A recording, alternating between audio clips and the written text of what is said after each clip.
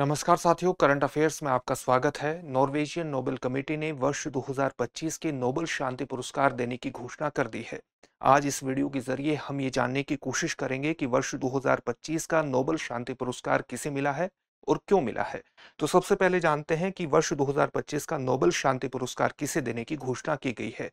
Venezuela की विपक्षी नेता मारिया कोरिना मचाडो को वर्ष 2025 का नोबेल शांति पुरस्कार देने की घोषणा की गई है।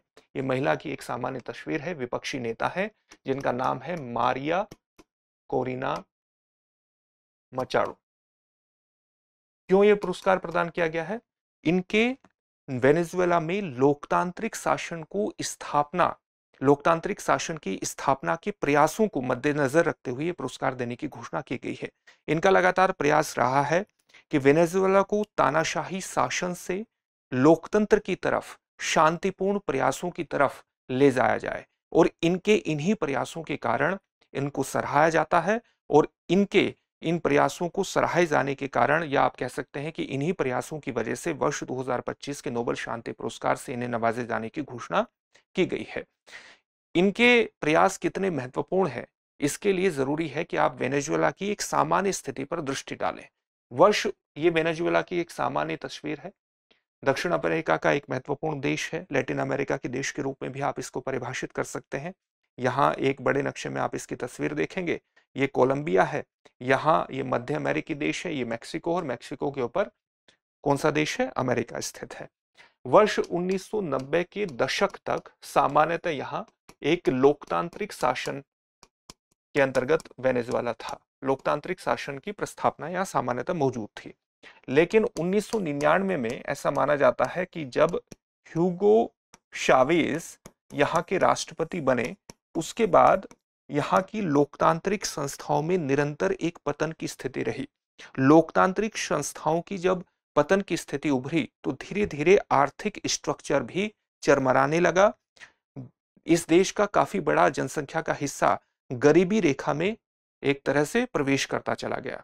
यानी लोकतांत्रिक संस्थाओं का पतन हुआ, उससे आर्थिक स्ट्रक्चर भी चरमराया और उससे लोग और ज्यादा गरीबी में जाते चले गए।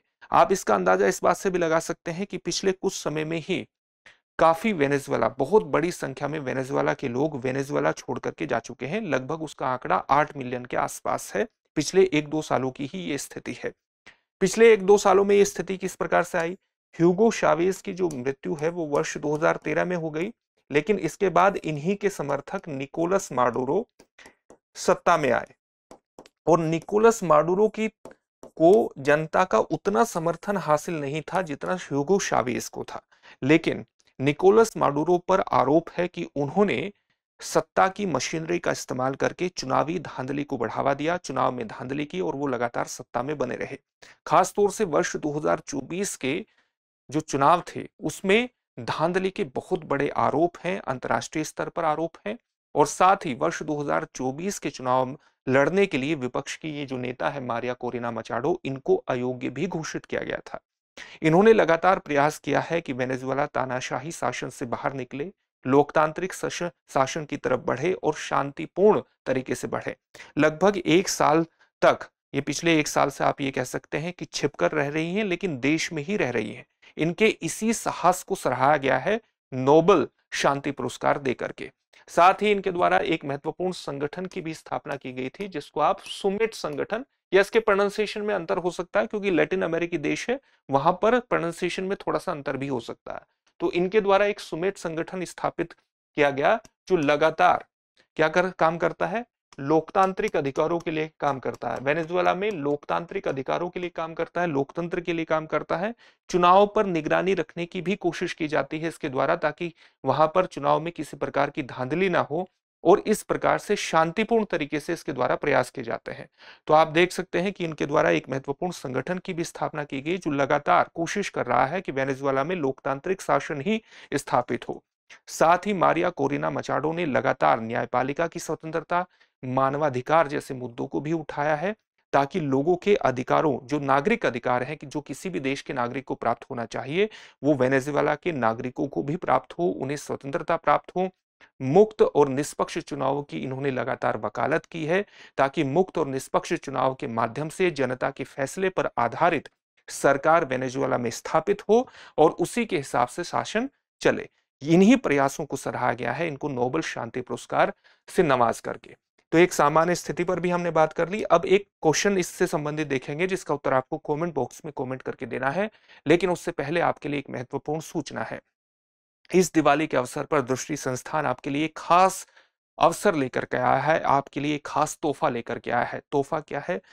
दृष्टि लर्निंग ऐप पर उपलब्ध सभी online courses, pen drive courses और टेस्ट सीरीज पर आपको दिवाली सेल के रूप में 50% तक की छूट प्राप्त होगी। ये छूट कब से कब तक प्राप्त होगी? 14 से 18 अक्टूबर तक ये छूट रहेगी और इसका आप लाभ उठा सकते हैं। छूट का लाभ उठाने के लिए अभी डाउनलोड करें दृष्टि लर्निंग ऐप और 14 से 18 तारीख को याद रखिएगा। आप हमें एक नंबर पर कॉल भी कर सकते हैं, नंबर है 8750187501। साथ ही छूट का लाभ उठाने के लिए आप डिस्क्रिप्शन में दिए गए लिंक पर भी जा सकते हैं और वहां भी अपने आप को रजिस्टर करा सकते हैं। तो इस छूट से जुड़िए और सफलता की दिशा में आगे बढ़ जाइए। अब आज के टॉपिक से जुड़ा हुआ एक प्रश्न देखते हैं। वर्ष 2025 का नोबेल शांति पुरस्कार किसे देने की घोषणा की गई है? आपके सामने ऑप्शन है Donald Trump, Maria Corina Machado, Hugo Chavez या इंटरनेशनल एटॉमिक एनर्जी एजेंसी। इस प्रश्न का उत्तर आप हमें कमेंट बॉक्स में कमेंट करके जरूर दीजिए। फिर से एक नए सेशन में आपसे मुलाकात होगी। धन्यवाद।